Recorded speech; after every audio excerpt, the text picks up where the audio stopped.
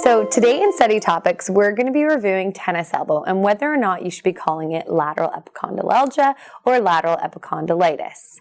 Now, the typical pattern of tennis elbow is characterized by pain over the lateral epicondyle, pain with resisted wrist extension, and pain with passive wrist flexion.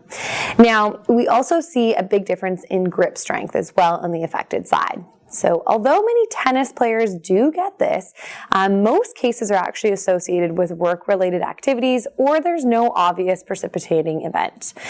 For exam purposes, we no longer refer to tennis elbow as lateral epicondylitis.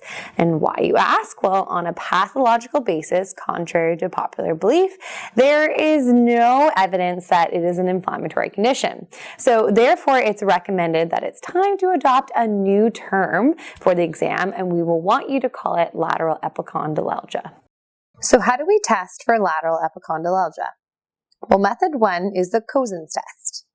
For this, the patient's elbow is stabilized by the examiner's thumb, which rests on the patient's lateral epicondyle. The patient is then asked to actively make a fist, pronate the forearm, and radially deviate and extend the wrist while the examiner resists the motion. A sudden severe pain in the area of the lateral epicondyle of the humerus is a positive finding. Next is method 2, Mills test. While palpating the lateral epicondyle, the examiner passively pronates the patient's forearm, flexes the wrist fully, and extends the elbow. Pain over the lateral epicondyle of the humerus indicates a positive finding. The final test is method 3. To perform this test, the examiner resists extension of the third digit of the hand distal to the proximal interphalangeal joint, stressing the extensor digitorum muscle and the tendon. Pain over the lateral epicondyle of the humerus is a positive finding. So now that you've seen all 3 tests performed for lateral epicondylalgia, we want to talk about some potential follow-up questions that could come on your exam.